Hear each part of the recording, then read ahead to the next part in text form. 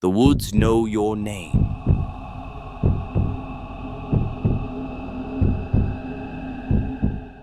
Part 1. Ethan, Jake, and Olivia had been planning this trip for months. Ever since high school, they had gone on a yearly camping trip, a tradition they swore never to break. But this time felt different. It was their first trip after college, and something about it carried an unspoken weight, like they were trying to hold on to something that was already slipping away. They chose Black Hollow Forest, a secluded area deep in the mountains, far from any main roads. The place had a history of strange disappearances. Some hikers returned whispering about voices in the trees, while others never returned at all. At the last gas station before the woods, an old man behind the counter eyed them warily. "You shouldn't go up there," he muttered. "That forest listens. It remembers names." They laughed it off. Just another campfire story. The drive stretched longer than expected. As the dirt road twisted into the forest, an unnatural silence settled around them. No birds, no insects, just stillness. By the time they set up their tents, the sun was setting, casting long skeletal shadows across the ground. Olivia hugged herself. "Something about this place feels wrong." Jake grinned. "That's just because Ethan's about to tell one of his horror stories." Ethan smirked, leaning in closer to the campfire. "You guys ever hear the legend of Black Hollow?"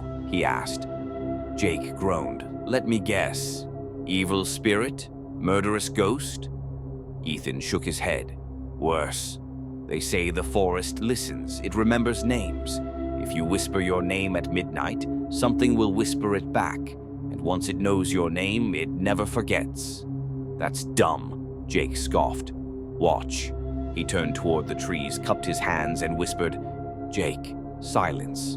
Then a whisper, faint, distorted, mimicking his voice. "Jake." The fire dimmed. The air turned ice cold. That was the wind," Jake muttered, though his voice wavered. Olivia grabbed his arm. "Let's go to bed." They put out the fire and zipped themselves into their tents, but none of them slept well that night, especially when something light as breath brushed against their tent walls. Part 2. Jake barely slept. Every time he closed his eyes, he heard footsteps, soft, slow, circling the tents.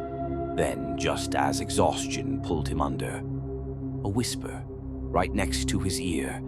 Jake, his eyes flew open, his breath hitched in his throat. The voice had come from inside the tent. He shot upright, heart pounding. Nothing was there, just his own uneven breathing. He shook Ethan awake. "Did you hear that?" Ethan groaned. "What?" Before Jake could answer, rustle, scratch. Something was moving just outside. Ethan sat up, eyes wide. "You heard that, right?" Jake nodded. They held their breath, listening. The sound circled their tent, slow and deliberate, a dragging noise like something heavy being pulled through the leaves. Then Olivia screamed. They scrambled out, flashlights cutting through the dark. Olivia stood near the dying fire, shaking. "Something touched my tent," she gasped. "I thought it was one of you until I heard breathing. It wasn't human." Ethan swung his flashlight around the clearing. The beam landed on footprints, but they weren't normal. They started at Olivia's tent and led into the forest, but there were no footprints leading up to her tent. Jake's stomach twisted. "We need to leave." Snap! A branch broke just beyond the tree line. They turned their flashlights toward the sound. At first, there was nothing. Then Olivia gasped. A figure stood at the edge of the trees. No, not a figure, a shadow. Tall, too tall. Its head tilted slightly as if listening. Then, in a voice that sounded almost, but not quite, like Jake's. "Jake." The flashlight flickered. The air turned icy. The shadow moved. Part 3. Jake's blood ran cold. The figure stepped forward. Its movements were wrong, jerky, unnatural, like it was learning how to walk. Olivia grabbed Jake's wrist. "Run!" They bolted. The forest felt bigger now, stretching endlessly in every direction. The trees loomed taller, their twisted branches clawing at the sky. Behind them, the whisper came again. Closer. Jake. The trees listened.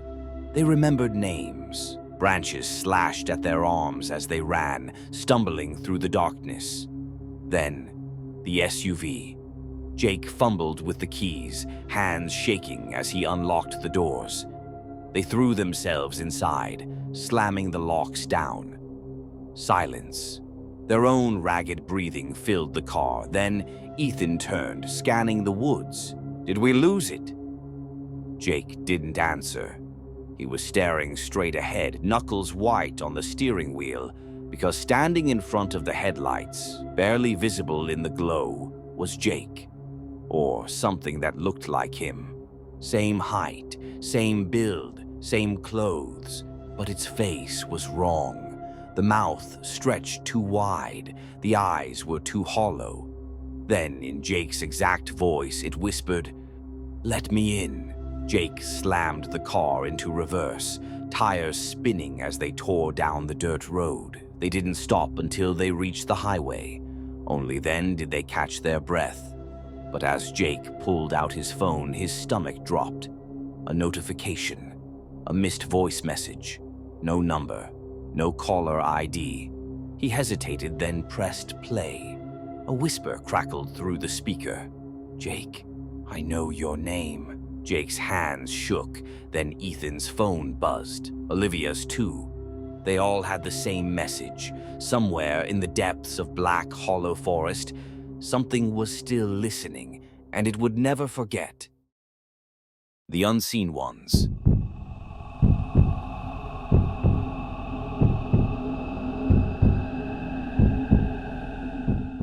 Part 1. The trip was supposed to be simple, just a weekend of camping at Devil's Ridge, a remote stretch of wilderness untouched by tourists. Luke, Ben, and Sarah had heard it was beautiful, filled with dense pine trees, winding rivers, and breathtaking views from the cliffs. But no one mentioned the disappearances. The locals at the last gas station before where the trailhead had been vague when they asked for directions. Some had warned them outright. "Stay on the trails, don't wander off, and if you hear anything strange, don't answer." Sarah shivered. "That's specific." The old man behind the counter just shook his head. "People go missing out there, and sometimes they come back. But it ain't them." Ben scoffed. "Sounds like a great place for a vacation." They laughed it off. Just backwoods superstition. The drive stretched longer than expected. As the dirt road twisted into the forest, an unnatural silence settled around them. No birds, no insects, just stillness. By the time they set up camp, the sun was dipping below the horizon, casting long, skeletal shadows across the ground. Sarah hugged herself. "Something about this place feels wrong." Ben grinned. "You're just scared of the dark." They built a fire, trying to shake the unease. The flames flickered wildly, throwing strange shapes against the trees. Sarah stared into the shadows, frowning. "You ever hear the legend of Devil's Ridge?" she asked, voice low. Ben rolled his eyes. "Of course, there's always some legend." "No, this one's different," Sarah insisted. "They say the woods are home to the Unseen Ones. If you stray from the path at night, they take you. No sign of struggle, no footprints leading away. Just gone." Luke glanced into the darkness beyond their campsite. The forest stretched on endlessly, a black void between the trees. Ben snorted. "People probably just got lost." Sarah shook her head. "No. The weird part is that sometimes They come back. A gust of wind rattled the branches. The fire sputtered. Then, from deep within the woods, a low whistle. Luke sat up straight. "Did you hear that?" Sarah's face paled. "That sounded like..." The whistle came again, closer. But it wasn't just a sound, it was mimicking, a perfect copy of the way Sarah had just spoken. "That sounded like..." The fire crackled, the air felt heavy. Luke swallowed hard. "That's not an echo." From the darkness beyond the trees, something whistled again, and this time it wasn't human. Part 2. The whistle echoed through the trees, low and unnatural. Luke, Ben, and Sarah sat frozen, staring into the darkness beyond their firelight. Then, footsteps. Slow, deliberate, circling them. Sarah clutched Luke's arm. "There's someone out there." Ben stood up, grabbing the flashlight. "Probably just some hiker messing with us." He swept the beam across the trees.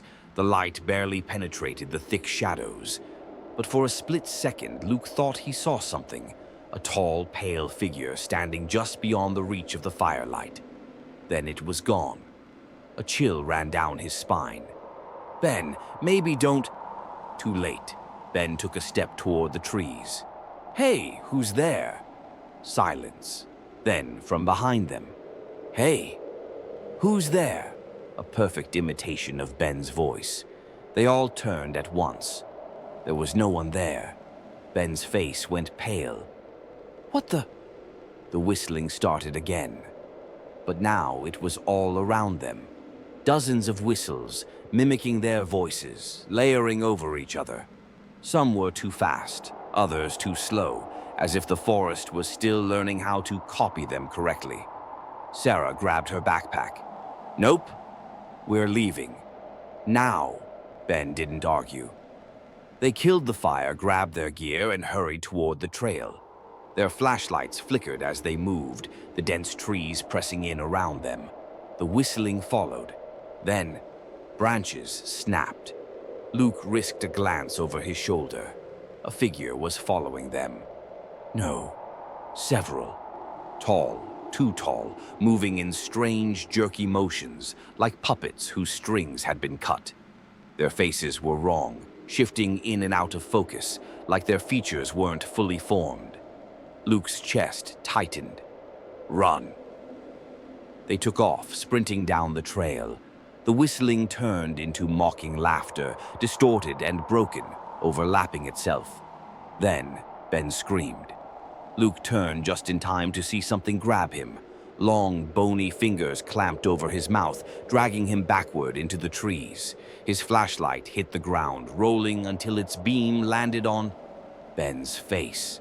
But something was wrong. His eyes were empty, his mouth twisted into a too-wide grin. Then Ben spoke. "Keep going." His voice was flat. Wrong. Sarah grabbed Luke's wrist, yanking him forward. "That's not Ben." They ran, and behind them Ben, or whatever had replaced him, just stood there smiling. Part 3. Luke and Sarah ran. The forest seemed endless, the trail twisting in ways it hadn't before. Behind them, Ben's voice called out, "Guys, wait! Where are you going?" Sarah choked back a say, "That's not Ben." Luke risked a glance over his shoulder. Ben, or what looked like him, was following. Then, Luke saw the car. They sprinted for it. Luke fumbled with the keys, hands shaking. From the trees, a voice whispered at his own. "Luke, I see you." The key jammed. Wouldn't turn. Sarah pounded on the door. "Hurry!" Luke tried again. Click. They threw themselves inside, slamming the locks down. Outside, the figure stood at the tree line, watching, smiling. Ben was among them. Then they all spoke at once. "Let us in." Luke floored it. The figures didn't chase them. They just watched. Hours later, safe on the highway, Luke checked his phone. A notification. A missed voice message. No number. No caller ID. He played it. A whisper crackled through the speaker.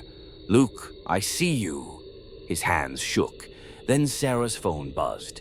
She had the same message. Somewhere, the unseen ones were still watching. And now they had two more names. The Thing in the Fog.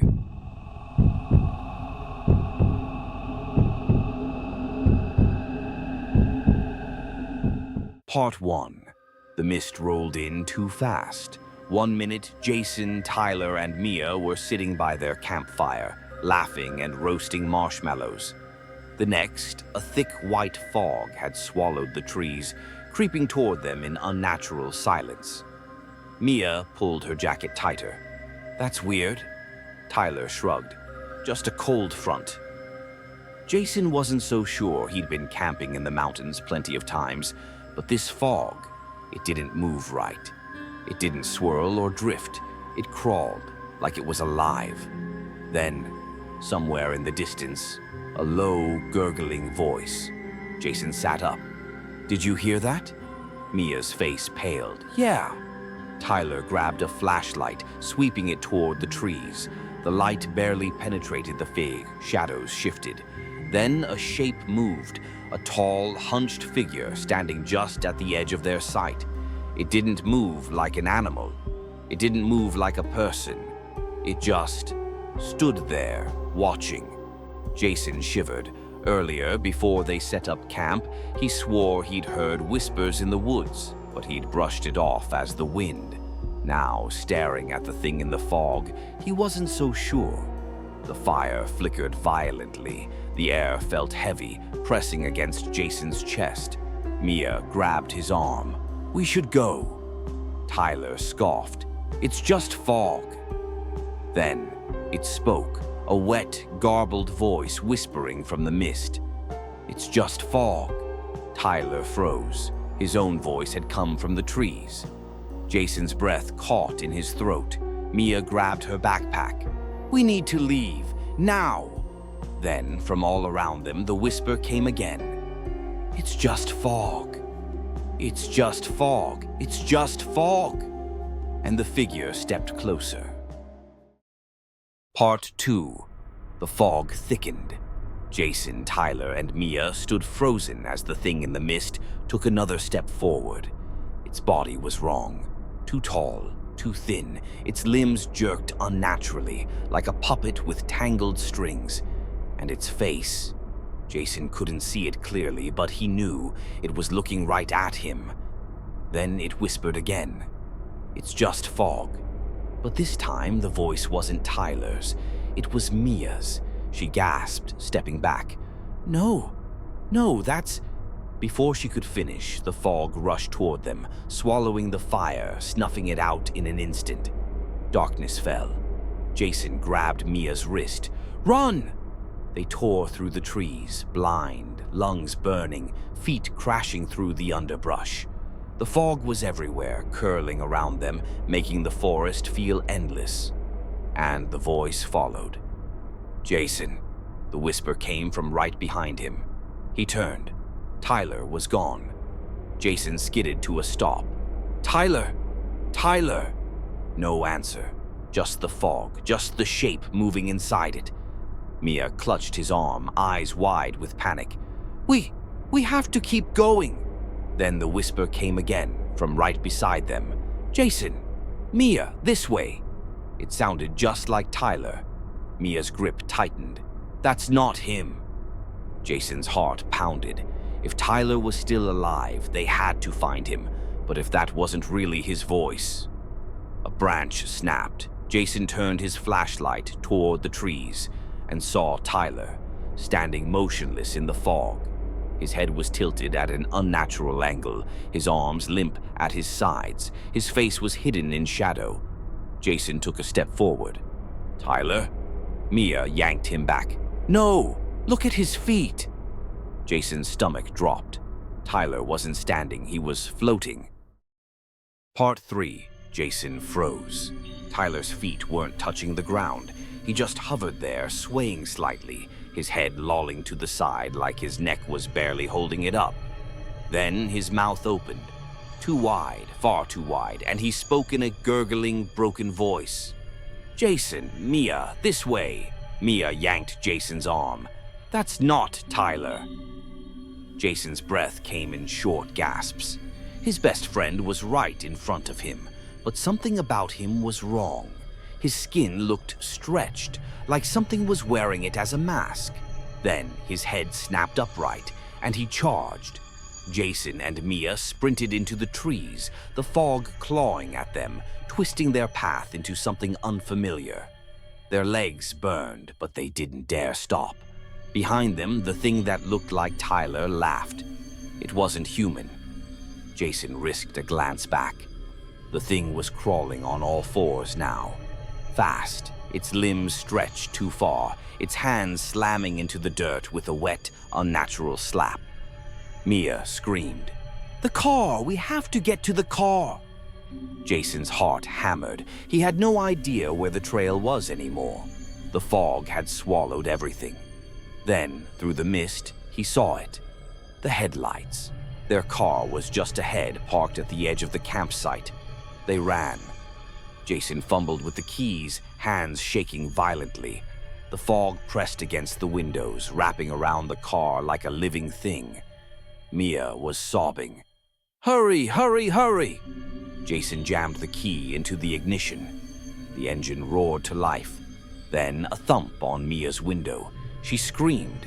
Jason turned. Tyler's face was right there, grinning, but his eyes were empty.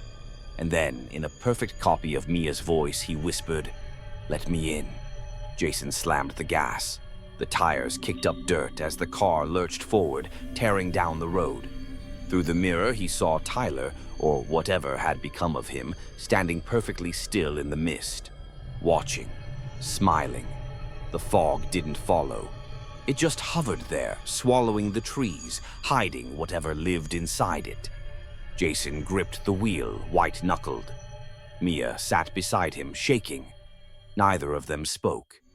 Then, Jason's phone buzzed. A notification.